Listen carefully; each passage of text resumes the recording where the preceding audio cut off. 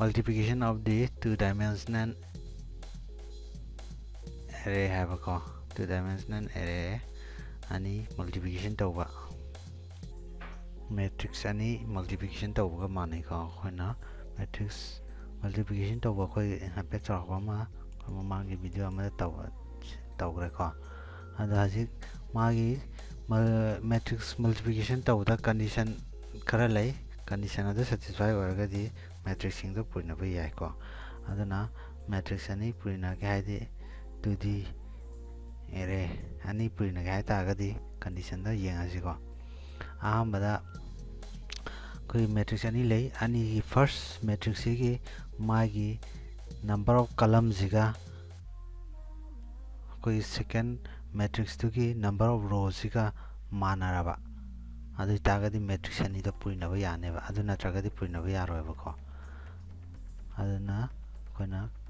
kamaina ko sidaida a ba matrix ama nedi b ba matrix ama lera adu magi number of column have na column di 1 2 sumaina ni lera na b gi row masing ga na sin b gi na row 1 2 si adu mana nedi si column ani si na row ani aditi ani ji puina ba yane ba ko kamaina puina have the yangse deda magi koi b ki column masing have na b column masing aji 1 sinida siga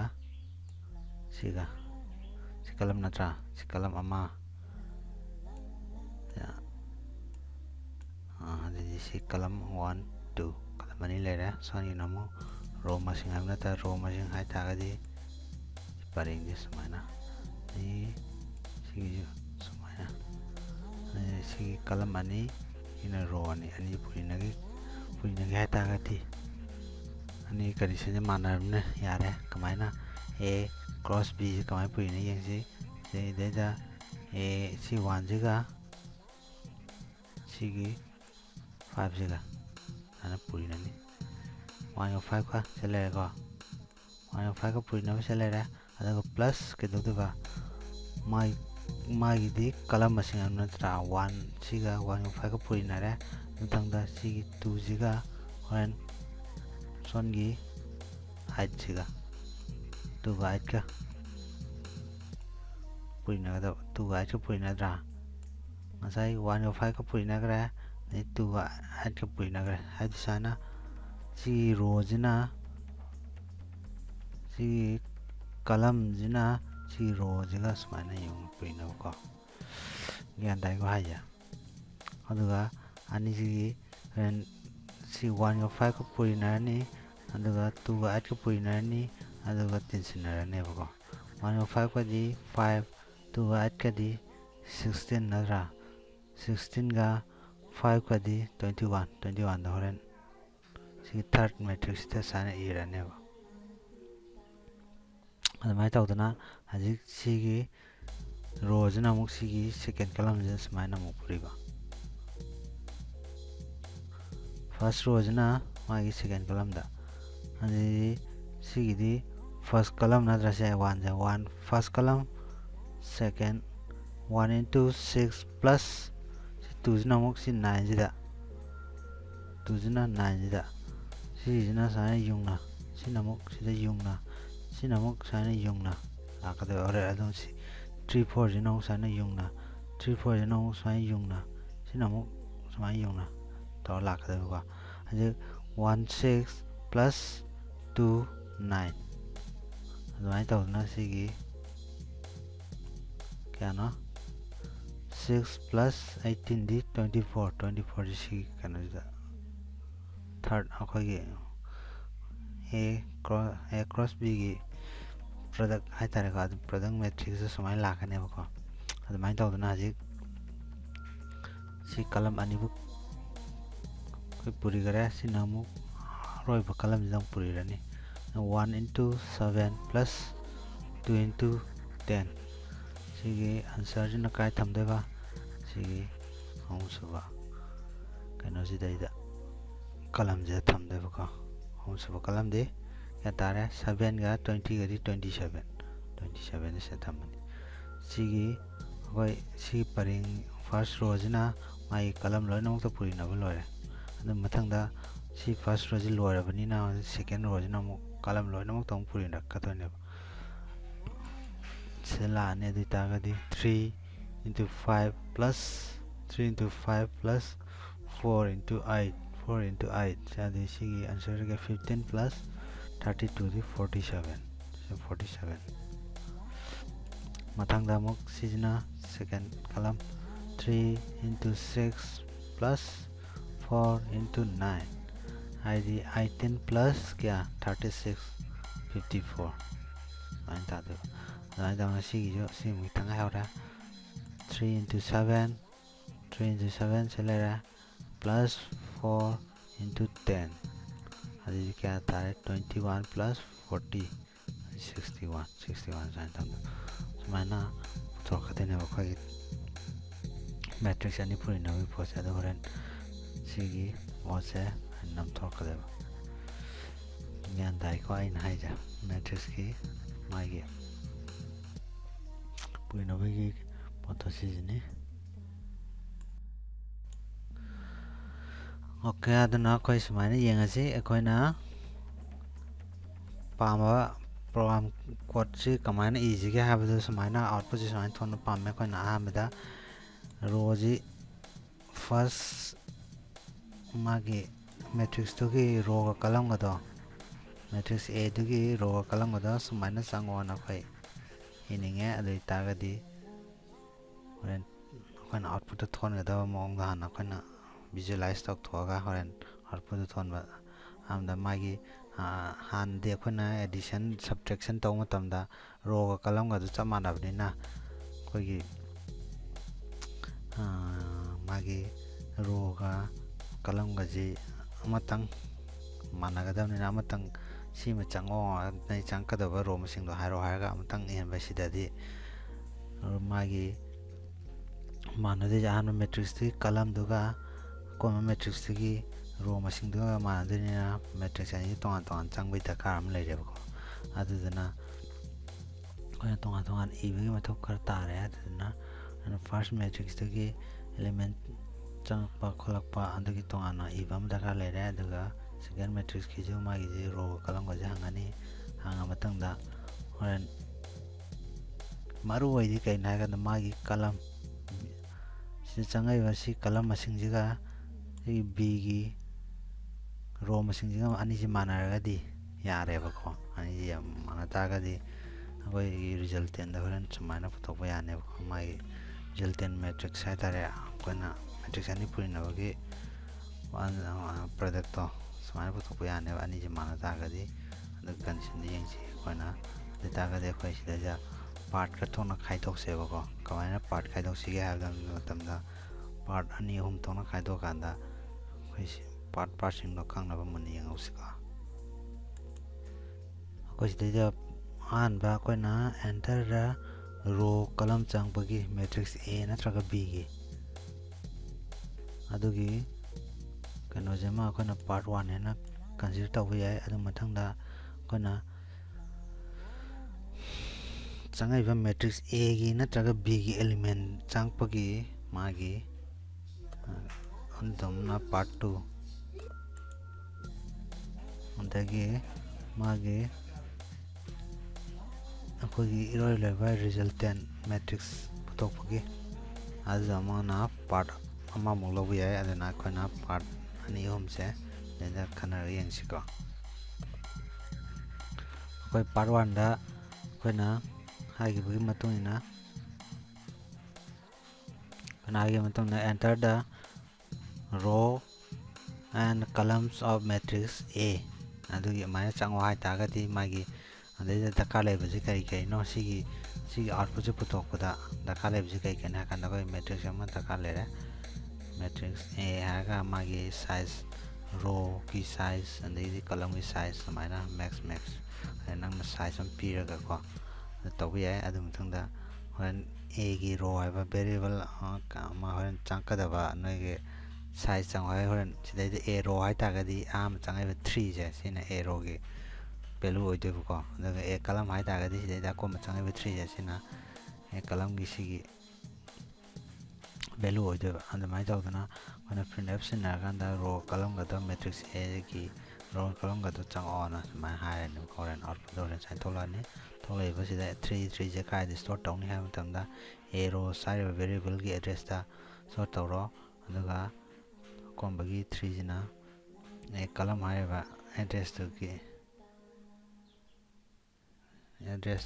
today the store tawro sumaina hairame ko sibu yara mathang part 2 mu yensi koi part 2 da koi na ngasai kai hagi ba magi matrix to ki element changbagi saruk to part 2 oine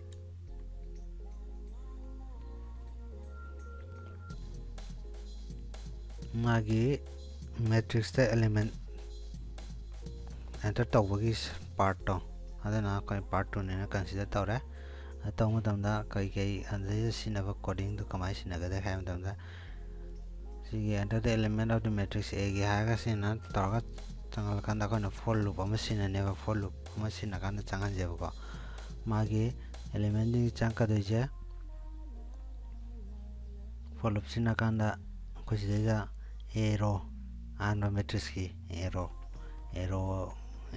je khung sai 3 changi natra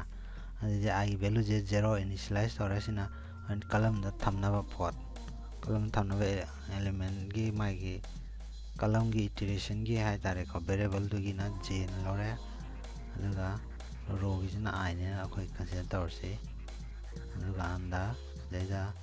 amada kani for loop am sinare manung da muk for loop sina koi column gi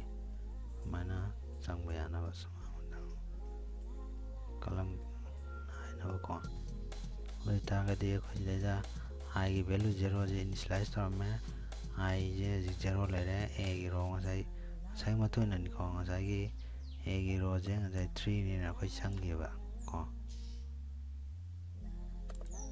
3 na changi aduga anda kai dawa aji condition check to de I je 0 ga 3 ga si condition chumbani na ji makha da la ni loop ki body gi manung de changani ko adi dam for loop am yaw me j je haji 0 ne initialize ore j je haji 0 na ta si manung gi ja 0 si ngasai column di ka changi 3 na ta 3 ani si condition chumma ada bo ma gi si de changani ko de chang pada ma A gi matrix array matrix sai tare ko array A da I 0 oiba j 0 oiba jaga je si changai ba nangi amba element 1 ja store tawro haire ne ko si 11 A 00 je da 1 je store tawani adu matung nong si gi loop si loram tholani tong da kaida si gi de increment pirani j de increment pirani de increment pin ta j sai 0 yang ta j 1 wani 1 ga soina 3 ga sana comparison tawani matung da si chuma bani na si manung dong la ne to ka A I value di 0 na tra 0 si 0 oi 0 ga 1 ga ge area ji da 0 ga 1 ai di si pa na 0 ni sina si 0 ni sina 1 na tra 1 ai index si bo ba adana haje 0 panda 1 je da changai ba element 2 ja store tower ne ko admai taw na muk si je mu halani ya sai 1 lai ju 2 ne increment pi ani increment pi ga sa comparison ta tawrani sana 2 is less than 3 si kan je chuma mi dong changani aduna A 0 kya oi de ba jina 0 2 A 0 2 A 0 si 0 2 si pa je changai ba ko gi si da 3 changai kalan 3 ja de store to ne ko admai taw na si gi kano ja mathang gi loy kanda lakwa kanda di sumaina 3 sumaina la kanda di si condition ji la la na ji si loop se exit torani kam loop si loop la ne loop outer loop se lakanda mai I gi increment je pirani I gi value sa 0 gi increment pedi 1 oine ji 1 ga 3 ga comparison sa nong tawrani adu sumain tawra matungda amuk kan je chumamna si manung de changani adu mai tawna si dai store tawni samo ji mamang tawgiba process to adu chap manana repeated oina tawrani adu matungda amuk horen I gi value sida increment pega 2 ana si tawgan manungda amuk changani si for loop manung gi jong loina tawba lore hakanda si last ki si third row je si lore ha kanda da horen amuk thola kanda si gi increment pega kanda de horen 2 sumai tawdena tra ana si condition la lamna loop ki exit tawni loop tagi exit tawa next line next execution statement chat kharne ba loop tai thola ne aduna an si bakta element changba loire matrix a ga mai taw na matrix b gi ju mai taw changba mai changan ko sina hogi matrix ta element changba gi element enter to gi ko to mai oi de ko adane ko na ji matrix a da element changba gi process ya sumai to changani sina magi coding ngoirani ko si coding je matrix a da element changba b gi ju ngoirani b gi ju horen b ara kanda mathang gi next line da ko mathang na aji part 2 wok loire part 3 ri yeng asiko part 3 jama khoin hana tawgibjing de gi sina kitang logic machama hapchan mam daka lai ko masi munna yengse akoi sidai da resultant matrix koi sigi matai sida lai jeni ko si je si matrix da a haba ngasai a na b ko sina product ne ko sina product matrix ne a ga b ga ani je purina kan horen si ta ka ne ko khoin purina bagi kano di khoi mamang da magi logic ti khoi high gre ko logic khanga kan da khoi program igdam ne khoi sidai da changi je kari kai no changi je habdi yang sidai da product haba matrix sama changani product haba matrix sama khoi sinani magi size na rows na max kalam je max haba khoi gi macro ge man lai ko adu horen nang sida masing adam hapse te lamjan da bida ko dukan da horen sam moi horen chigi 0 da leba nei sigi 0 da leba ani ji purina bagi horen na sigi 11 purina bagi plus 21 purina bagi plus 33 purina bagi hom ji sam hapam am lai ne ko adu gi sam du gi koi variable sum na ma lawra me koi na sidai da row ji for chi kano ji kamaina sai gi multiplication ni por kano ji thau ji pang thok ba na ba ko for loop kara sinare for loop sin nested for loop hai tare ko for loop amai mang da for loop sinare for loop adu mang da for loop sinare ha be jina ko gi sigi first row ji gi sigi chatpa yanaba sigi for loop sem sinare mathangda mo khoi manung da kala changa kanda sigi loop ji sigi pas row ji gi thawak si tawba yanaba khoi change manung gi kalam gi kanu ji da mo sinaba yanaba khoi adugi sigi for loop sem ga change si for loop sem change adu mathangda mo da for loop amma ga mo change kari tawna ba ha tam thoren koi sam khar tawduri puri na kan horen cha matam da simultaneous matam da koi sigi zero row zero chuga row da de zero column da leba singji ga song zero row da leba zero column da leba masing ji ga koi gi puri na kan da kan dong na bugi sam pu thong na bugi sang ka de je sei da nang Jadi da kon chang ka de ji ho de ham da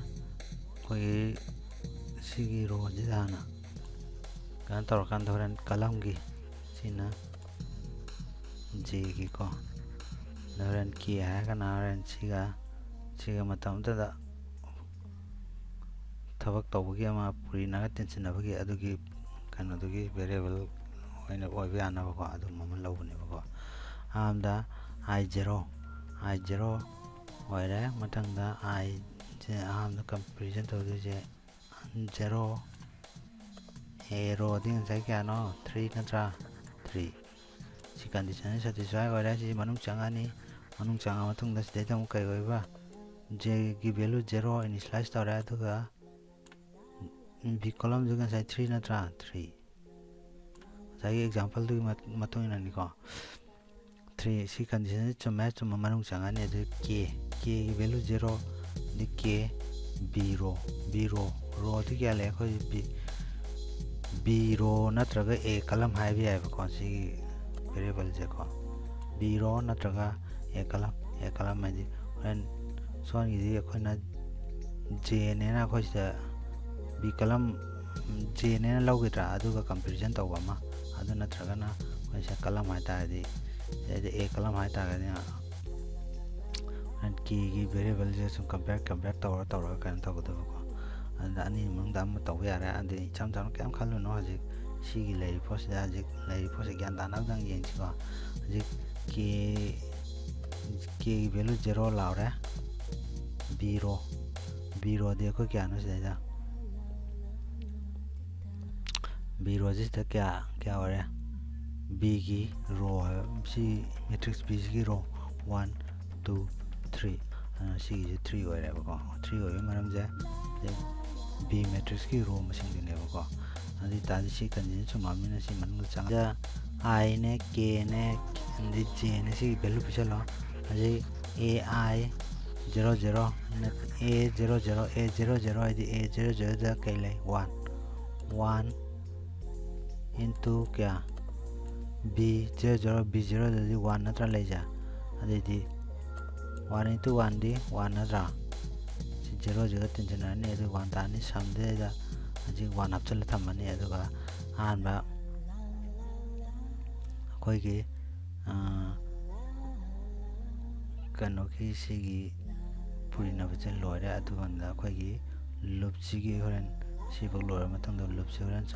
chanong la ni natra ke gi value da increment pirani aji 1 ga 3 ga aji sum da 1 da le bani aji 1 ga 3 ga 1 ga 3 kara 1 ga 3 comparison tawani si condition di check tawani chumma dei di se changa matunda na I value kya pichalani aja I value 0 k value kya 1 k value 1 di sega a0 ado k value kya hoiba 1 ai si ne ko 2 jiga son gi b gi value 1 b gi di row natra 1 ga horen kya ho jaba b gi na mai row ide ne ko k gi value ji 1 j gi value na 0 adi si ji ne ko na 2 ga 1 puri na ne horen sum gi value ajin sai 1 ja ho natra ki last de ja ya ja 1 plus aji kya ho jaba 2 into 1 di 2 di 3 sum gi value de 3 yaw re ko aji sum gi value da 3 yaw matung da amuk mathang gi ko iteration no la ni se for loop si manung ji da ko sai condition check to ni increment pirani aji sai 1 bak dogra ko 1 bak dogra mathang aji 2 ji da 2 ga 3 ga comparison to matang da satisfy ore chuma mina manung gi loop manung da changa ni loop manung da sai I gi value pichalani k gi value pichalani j gi value pichalani amda I gi value di aji 0 ga aji k gi value di 2 natra 2 0 ga 2 ga di si location je level 3 je 3 ga kai ga purina da horan b matrix ki k gi value kya 2 ga di si mapajini 2 ga kaiga 2 ga j gi value 1 j gi value 1 ade j gi value 0 si 3 adana 3 into 3 3 into 3 plus hana legiba kya lay sum the 3 yaudra 3 yauri ajik last final the tar ka de sineba yes ta aje option de pose aje 3 plus 9 and 9 the 12 se a kana da sum ji aje yaura option laga lere si au akhoi iteration ahum lak chat pa da 0 1 2 check to ji da ko kai gi value da k gi value da ko mai to raga check to ko horen increment pirani increment pira kan da di 3 mai lao ra 3 less than 3 and sai lao ra an si condition je la lam na si loop ji exit to ra ni loop ji exit to ma tam da ko ji product ngai ba sai ko na matrix sam log ra adai da mai gi ij ji kya na ma si da I gi value 0 I gi value si 0 na dra ji j gi value 0 and the sum gi value option sum gi kya na sai tf ja I value product 0 0 I di product 0 0 di si gi ma pa di da product 0 0 column ju 0 row and 0 column ma pa di si da tai ba ko nagi 12 sa option biraman ne ko smai to kan da koi samja muk initialize to ma kamaina 0 option mo samja hangal tham zagi tarpa jar 12 se product sida option lama ai sigi mafam da option lama thang da ji samjung 0 option lama ya option lama horan chain loop se manong halani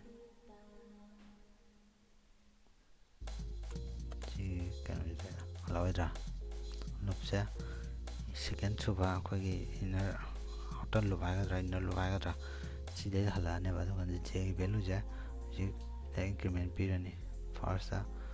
halago matam da p to ja je increment piran cha 0 am de 1 1 ga 3 ga comparison tawrani and satisfy ora na si manungi k gi value da changani ki value 0 initialize tawra mu 0 de horga mai tawna sa siga purina bagi siga purina bagi siga purina bagi pol hom de tension na kanda sam da apsala kanda ko si de ha ke ba maina si portion aju si de si second si de la kanda tawra ne ko adu kanda horen sam da na horen sign ta tholaga ko gi product hai ba nangi area de da to di area de apsala mane ba main tawdana si ki hom jina moren j gi value ji ani suba chana la kan check tawni horen 1 2 da si chumbani na main taw ka si gi row jina si column si da puri ra kanda si 11 sign taw ta si loire ha kan da na horen si pura loire ha kan da si condition ji la lam na koi look ki ma panda thola ne ko si da ai value jang check tawni 1 dong check tawni 1 check to chumabni na horen si gi row jiga si gi column jiga samana chida puri ani matang da mo si 6 ki san ta thokhrani matang second gi dang check to samana tholani nei si matang third ki dang torga si gi result product si gi mai matrix de loina hapa lore ha kan si condition jam check torani adu kan horen si 1 muk tok na thang 2 da di 2 ga 3 ga na tra tor ka de ja si ji ge ai na 2 oi matam da horen si check to din adu si condition chumbani na horen si na mo si gi manungi de da ana si kalam da mathang si kalam da tor si result je torana matang puthoko pura loire ha kan print taw de na si pani ko kan se check taw de si mun na yenga video ji krai da aina gyan ta ga di farak gyan ta da ga di kai da handan ba ko sa amat gyan ta na yengo de handan ngak tani ꯍꯟꯖꯤꯜꯂꯤ ꯄꯣꯠꯁꯦ ꯑꯃꯇꯪ ꯒ꯭ꯌꯥꯟ ꯇꯥꯅ ꯌꯦꯡꯕꯗ ꯂꯣꯏꯅ ꯈꯪꯅꯤꯀꯣ ꯑꯗꯨꯗꯨꯅ ꯁꯤꯗꯩꯗ ꯍꯧꯖꯤꯛ ꯑꯩꯈꯣꯏꯅ ꯍꯥꯏꯕꯗ ꯑꯗꯨꯀꯥꯟꯗ ꯁꯝꯁꯤꯗ ꯂꯣꯏ ꯄꯨꯊꯣꯛꯑꯀꯥꯟꯗ ꯍꯣꯔꯦꯟ ꯄ꯭ꯔꯤꯟ ꯇꯧꯔꯀꯥꯟꯗ ꯂꯣꯏꯔꯦ ꯁꯤꯁꯤꯅ ꯐꯥꯔꯁ ꯔꯣꯁꯤꯅ ꯁꯤꯗ ꯁꯤꯗ ꯁꯨꯃꯥꯏꯅ ꯆꯠꯂꯝꯕꯩ ꯋꯥꯅꯤ ꯁꯤꯒꯤ ꯐꯥꯔꯁ ꯔꯣꯁꯦ ꯑꯗꯨꯗꯨꯅ ꯁꯤꯒꯤ ꯔꯤꯖꯜꯇꯦꯟꯁꯤꯒꯤ ꯃꯥꯒꯤ ꯁꯥꯏꯖꯁꯦ ꯀꯔꯤꯒꯤ ꯃꯈꯥ ꯄꯣꯜꯂꯤ ꯍꯥꯏꯕ ꯀꯥꯟꯗ ꯃꯁꯤꯒꯤ ꯃꯦꯇ꯭ꯔꯤꯛꯁꯤꯒꯤ ꯕꯤ ꯍꯥꯏꯔꯤꯕ ꯃꯦꯇ꯭ꯔꯤꯛꯁꯤꯒꯤ ꯃꯥꯒꯤ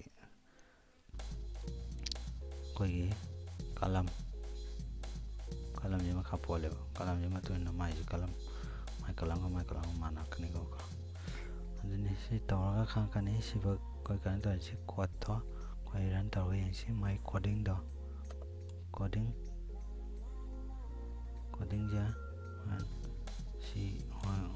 ꯁꯤ ꯑꯣꯏꯅ ꯏꯔꯛꯀꯗꯣꯏꯅꯦꯕꯀꯣ ꯀꯣꯗꯤꯡꯗꯣ ꯍꯣꯔꯦꯟ ꯔꯟ ꯇꯧꯔꯒ ꯌꯦꯡꯁꯤ ꯑꯩꯈꯣই ꯍꯧꯖꯤꯛ ꯀꯣꯗꯤꯡꯁꯦ ꯔꯟ ꯇꯧꯔꯒ ꯌꯦꯡꯁꯤ ꯍꯧꯖꯤꯛ ꯁꯤꯗꯩꯗ ꯑꯩꯈꯣꯏꯅ ꯉꯁꯥꯏ ꯄꯥꯔꯠ 1 2 3ꯅ ꯈꯥꯏꯗꯣꯛꯈꯤꯕꯗꯣ ꯑꯗꯨꯗ ꯂꯩꯔꯦ ꯁꯤꯐꯛꯇ ꯄꯥꯔꯠ 1ꯒꯤ ꯁꯔꯨꯛ ꯂꯩꯔꯦ ꯃꯁꯤꯗꯩꯗ ꯆꯪꯉꯛꯄꯩꯁꯤꯅ ꯁꯤꯐꯛ ꯄꯥꯔꯠ 2 ꯁꯤꯐꯛ ꯑꯗꯨꯝ ꯌꯥꯈꯤꯅꯤ ꯑꯗꯨꯀꯥꯟꯗ ꯍꯣꯔꯦꯟ ꯑꯩꯅ ꯍꯥꯞꯆꯤꯜꯂꯝꯃꯤꯕ ꯀꯟꯗꯤꯁꯟꯁꯦ ꯁꯤꯗ ꯏꯐꯀꯤ ꯀꯟꯗꯤꯁꯟ ꯑꯃ ꯍꯥꯞꯄꯝꯃꯤꯁꯤ ꯌꯥꯝ ꯃꯔꯨ ꯑꯣꯏꯕ ꯀꯟꯗꯤꯁꯟ ꯑꯃꯅꯦꯅ ꯀꯩꯒꯤꯅꯣ ꯍꯥꯏꯀꯥꯟꯗ ꯃꯦꯇ꯭ꯔꯤꯛꯁꯀꯤ ꯃꯥꯒꯤ ꯀꯂꯝꯒ ꯍꯣꯔꯦꯟ ꯑꯇꯣꯞꯄ ꯑꯦꯒꯤ ꯃꯦꯇ꯭ꯔꯤꯛꯁ ꯑꯦꯒꯤ ꯀꯂꯝꯗꯨꯒ ꯕꯤꯒꯤ ꯔꯣꯗꯨꯒ ꯑꯩꯈꯣꯏ ꯀꯝꯄꯦꯌꯔ ꯇꯧꯕꯒꯤ ꯑꯃ ꯍꯥꯏꯗ꯭ꯔꯥ ꯑꯗꯨꯗꯣ ꯁꯤꯗ ꯍꯥꯞꯄꯝꯕꯩ ꯋꯥꯅꯤ ꯑꯗꯨ ꯀꯟꯗꯤꯁꯟꯁꯦ ꯆꯦꯛ ꯇꯧꯔꯒ ꯆꯨꯝꯃꯀꯥꯟꯗ ꯃꯦꯇ꯭ꯔꯤꯛꯁ ꯑꯅꯤ ꯄꯨꯔꯤꯅꯕꯒꯤ ꯊꯕꯛꯁꯦ ꯄꯥꯡꯊꯣꯛꯄ ꯌꯥꯅꯕ ꯍꯥꯏꯇꯥꯔꯦꯀꯣ ꯁꯤꯐꯛꯇ ꯃꯦꯇ꯭ꯔꯤꯛꯁ ꯕꯤ ꯆꯪꯉꯛꯄꯒꯤ ꯂꯩꯔꯦ ꯃꯥꯒꯤ ꯕꯤꯒꯤ ꯑꯩꯈꯣꯏꯒꯤ ꯆꯪꯉꯛꯏꯕ ꯃꯥꯒꯤ ꯅꯪꯒꯤ ꯔꯣ ꯃꯁꯤꯡꯒ ꯀꯂꯝ ꯃꯁꯤꯡꯒꯗꯣ ꯑꯗꯨ ꯆꯪꯉ ꯃꯇꯨꯡꯗ ꯆꯦꯛ ꯇꯧꯍꯜꯂꯅꯤ ꯆꯦꯛ ꯇꯧꯕ ꯃꯇꯨꯡꯗ ꯆꯨꯝ ꯇꯥꯔꯒꯗꯤ ꯃꯥꯒꯤ ꯑꯦꯂꯤꯃꯦꯟꯗꯨ ꯆꯪꯉꯛꯑꯣꯅ ꯍꯥꯏꯔꯝꯕꯩ ꯋꯥꯅꯦꯕ ꯁꯤꯗ ꯍꯥꯞꯄꯤꯕꯁꯤꯀꯣ ꯑꯗꯨ ꯍꯥꯞꯄ ꯀꯥꯟꯗ ꯉꯁꯥꯏ ꯄ꯭ꯔꯗꯛꯁꯟ ꯄꯨꯊꯣꯛꯄꯒꯤ ꯂꯩꯔꯦ ꯑꯗꯨꯀꯥꯟꯗ ꯁꯤꯗꯩꯗ ꯃꯦꯇ꯭ꯔꯤꯛꯁꯇꯣ ꯄ꯭ꯔꯤꯟ ꯇꯧꯕꯒꯤ ꯑꯣꯏꯔꯦ ꯃꯦꯇ꯭ꯔꯤꯛꯁ ꯄ꯭ꯔꯤꯟ ꯇꯧꯔꯕꯗ ꯑꯩꯈꯣꯏ ꯍꯧꯖꯤꯛ ꯀꯣꯗꯁꯦ ꯍꯧꯖꯤꯛ ꯔꯟ ꯇꯧꯔꯒ ꯌꯦꯡꯉꯁꯤ ꯆꯨꯝꯕ ꯂꯥꯟꯕ꯭ꯔꯥ ꯍꯥꯏꯕꯗꯣꯀꯣ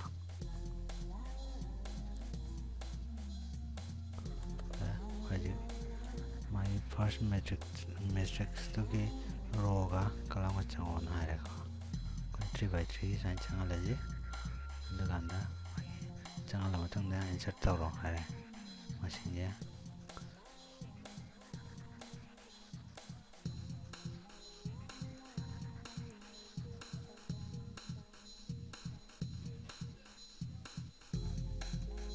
ꯑꯗꯨꯃꯥꯏꯅ ꯏꯟꯁꯔꯠ ꯇꯧꯔ ꯃꯇꯨꯡꯗ ꯑꯃꯨꯛ ꯁꯦꯀꯦꯟꯒꯤ ꯃꯤ ꯆꯪꯉꯛꯑꯣꯅ ꯍꯥꯏꯔꯦꯀꯣ ꯑꯩꯈꯣꯏ ꯁꯦꯀꯦꯟꯒꯤꯁꯦ ꯃꯥꯒꯤ ꯁꯤꯒꯤ ꯐꯥꯔꯁ ꯔꯣꯒꯤ ꯐꯥꯔꯁ ꯃꯦꯇ꯭ꯔꯤꯛꯁꯀꯤ ꯃꯥꯒꯤ ꯁꯤꯒꯤ ꯀꯂꯝꯁꯤꯒ ꯁꯤꯒꯤ ꯁꯦꯀꯦꯟ ꯃꯦꯇ꯭ꯔꯤꯛꯁꯀꯤ ꯔꯣ ꯑꯃꯒꯤ ꯀꯩꯅꯣꯗꯨꯒ ꯃꯥꯟꯅꯍꯟꯒꯗꯕꯅꯦꯕ ꯑꯩꯈꯣꯏ ꯃꯥꯟꯅꯗꯕꯁꯤ ꯆꯪꯒꯦꯕ ꯍꯧꯖꯤꯛꯀꯣ 2ꯅꯦ 4ꯅꯦ ꯀꯥꯏꯅ ꯆꯪꯁꯤꯜꯂ ꯌꯦꯡꯁꯦꯕ ꯑꯗꯨꯏꯗꯤꯗꯣ ꯁꯤꯗ ꯒꯤꯚꯟ ꯃꯦꯇ꯭ꯔꯤꯛꯁꯦ ꯄꯨꯅꯕ ꯌꯥꯗꯦꯅ ꯑꯩꯈꯣꯏꯁꯦ ꯀꯟꯗꯤꯁꯟ ꯑꯃ ꯊꯝꯃꯦꯕ ꯑꯗꯨꯅ ꯃꯥꯟꯅꯗꯣꯏꯁꯦ ꯁꯤ ꯐꯥꯔꯁꯀꯤ ꯀꯂꯝꯁꯤꯒ ꯁꯤꯒꯤ ꯁꯤ ꯐꯥꯔꯁ ꯔꯣꯒꯤ ꯁꯦꯀꯦꯟꯒꯤ ꯔꯣꯒꯤ ꯃꯁꯤꯡꯁꯨ ꯃꯥꯟꯅꯒꯗꯕꯅꯦ ꯃꯥꯟꯅꯗꯕꯅꯤꯅ ꯁꯨꯃꯥꯏꯅ ꯊꯣꯛꯂꯛꯄꯀꯣ ꯑꯗꯨꯝ ꯃꯥꯟꯅꯍꯜꯂꯒ ꯑꯃꯨꯛ ꯌꯦꯡꯁꯤ ꯃꯥꯟꯅꯗꯕꯒꯤ ꯑꯩꯈꯣꯏ ꯆꯦꯛ ꯇꯧꯕꯁꯨ ꯆꯨꯝꯃꯦ ꯑꯩꯈꯣꯏꯅ ꯏꯔꯤꯕ ꯀꯣꯗꯤꯡꯁꯦ ꯍꯧꯖꯤꯛ ꯐꯥꯔꯁ ꯃꯦꯇ꯭ꯔꯤꯛꯁꯇꯨꯒꯤ ꯃꯥꯒꯤ ꯁꯥꯏꯖ ꯆꯪꯉꯣ ꯍꯥꯏꯔꯦ ꯑꯩꯈꯣꯏꯅ 3x3ꯗ ꯆꯪꯉꯁꯤ 3x3 ꯆꯪꯉꯁꯤ ꯍꯧꯖꯤꯛ ꯃꯥꯒꯤ ꯑꯦꯂꯤꯃꯦꯟꯁꯤꯡꯗ ꯆꯪꯉꯣ ꯍꯥꯏꯔꯦ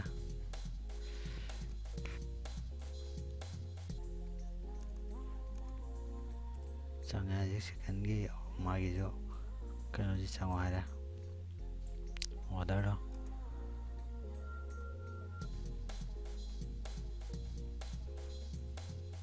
ꯄꯤꯛꯅ ꯑꯗꯨꯝ ꯃꯁꯤꯡꯁꯤ ꯂꯧꯔꯒ ꯌꯦꯡꯁꯤꯀꯣ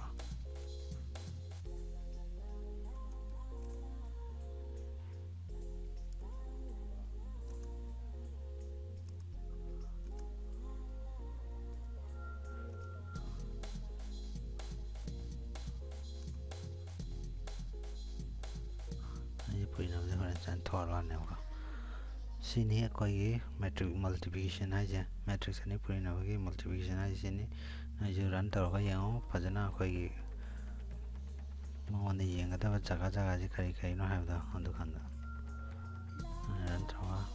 ꯌꯦꯡꯉꯒ ꯏꯔꯥꯏ ꯂꯥꯏꯅ ꯑꯗꯨꯝ ꯈꯪꯕ ꯉꯝꯒꯅꯤꯅ ꯆꯠꯊꯋꯤ ꯁꯤꯐꯧꯅꯤꯀꯣ ꯁꯤꯐꯧꯅꯤ ꯑꯩꯈꯣꯏꯒꯤ ꯃꯦꯇ꯭ꯔꯤꯛꯁ ꯇꯧꯕꯒꯤ